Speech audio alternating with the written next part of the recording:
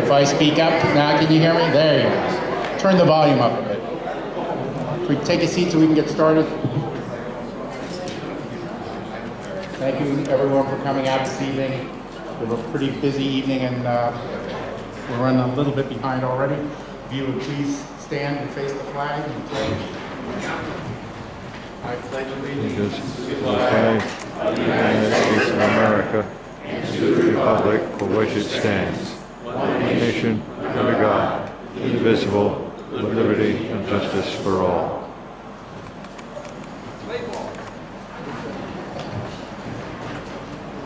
Our mission statement, we, the Morristown Tea Party, a public citizens group, are dedicated to supporting the U.S. Constitution and public policy that adheres to the principles of personal responsibility, individual liberty, limited government, and free market.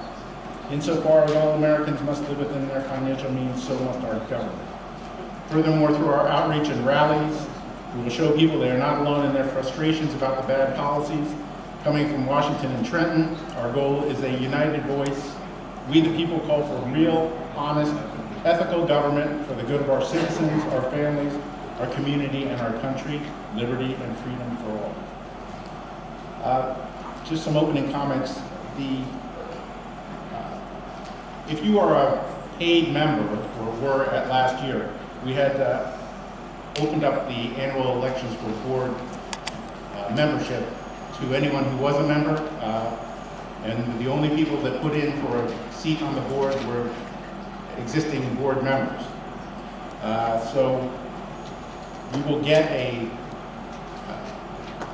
membership list in the mail. You'll get a ballot that essentially says vote the slate, and you're just going to vote the slate because that's the only thing to vote for, unless you want to write someone else's name in, which there will be a space for.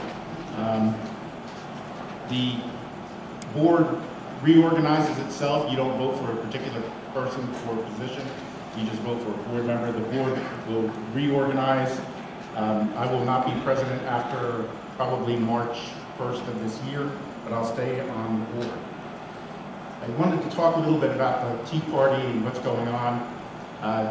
Tea Party Patriots is having a national rally, which they are not providing buses for, and we are not in a position to provide buses. I don't remember the dates. The 24th and then AFP New Jersey, Americans for Prosperity, is having a national on the 27th. And they are sending buses. I believe they're subsidizing the cost.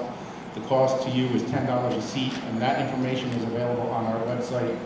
And on your way out, next to the Larson bumper stickers and signs and things, we have our business cards, which have our address and our email address, email and website address on it. Tea parties were created to educate the public. Morristown Tea Party was created to educate the public about what was going on and what is still going on. The idea behind the tea parties, in my mind and in the mind of many others, is that it should be a standalone political structure and educational structure outside the existing political party system. What we see is that when conservatives are put into positions or get close to getting positions of power, they're attacked. They're attacked by the Republican Party. A prime example is Bill Ames, when he was running this past year, and the party leaders in some of the towns around Morris County got behind the Democrat.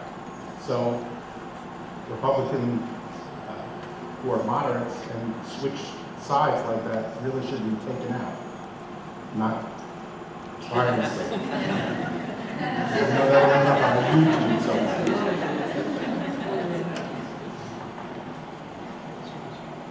That way, we are standalone. We don't get corrupted by the party system. We can stay true to our ideals. And to the extent that the Republican Party or any other party puts up conservative candidates, they can be supported. To the extent that they put up moderate or liberal candidates, the Tea Party could field individuals who would run against them and challenge them. And despite what the news media says, the Tea Party is not going away.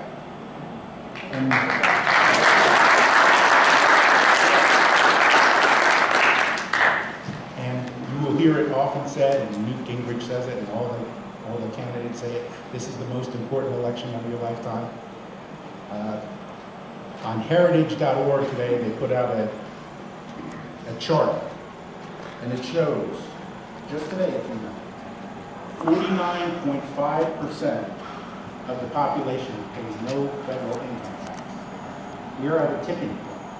When you get to the point where more than 50% of the people don't pay any income tax, and also approximately 50% of the people count on the federal government for some form of subsidy, Social Security, Medicaid, food stamps, whatever, you're at the point where people will now vote their pocketbook, which is to take money from the taxpayers and give it to themselves.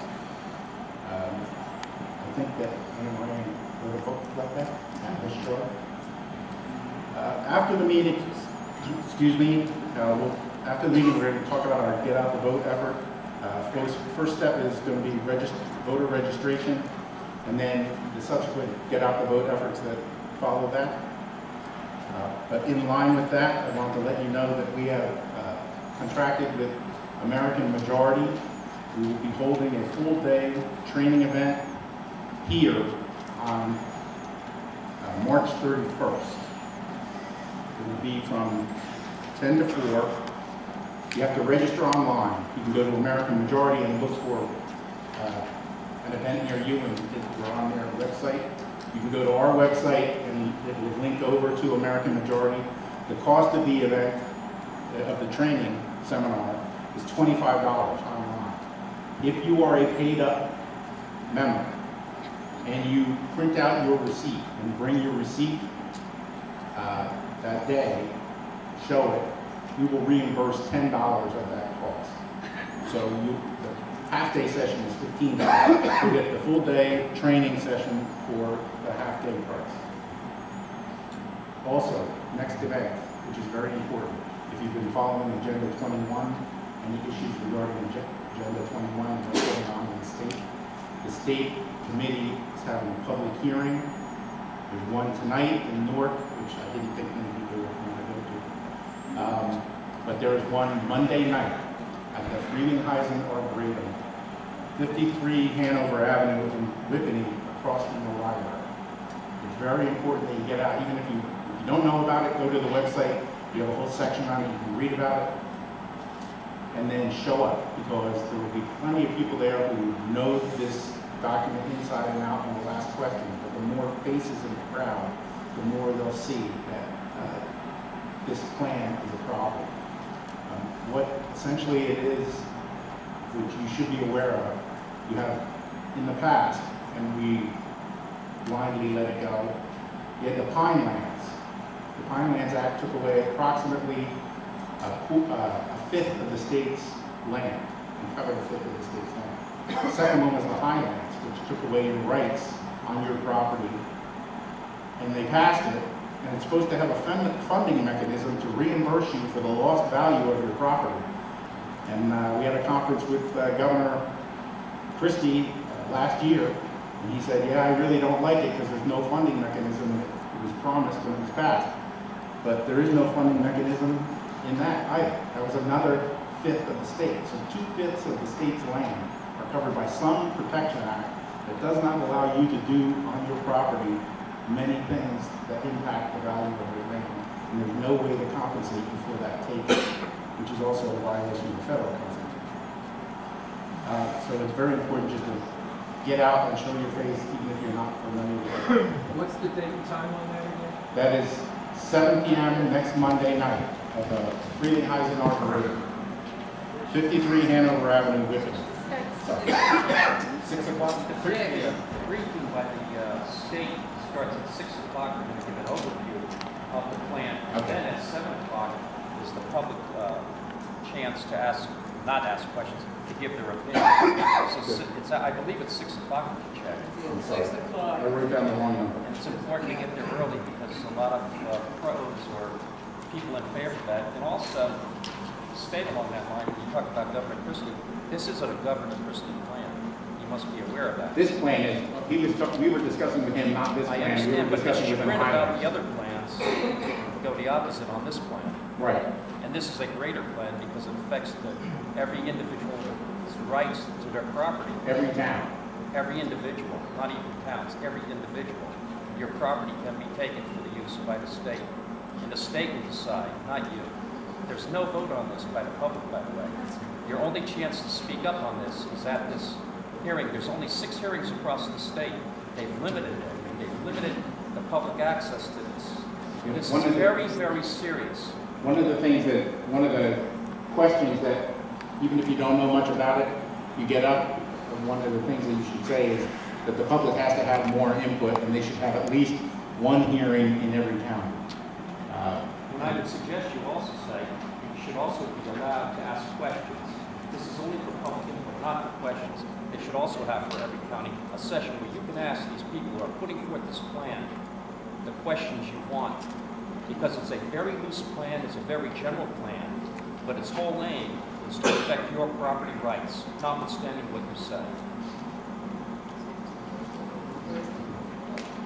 Yes. Can I ask why it's not able to be voted on by the legislature? It's only this advocacy that was set up that has control of our property?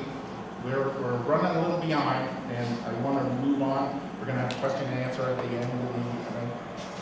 end tonight. Yes, Carl. And $25 also includes lunch, my training. So $25 is a good price, includes lunch. Okay. Now, our first speaker this evening,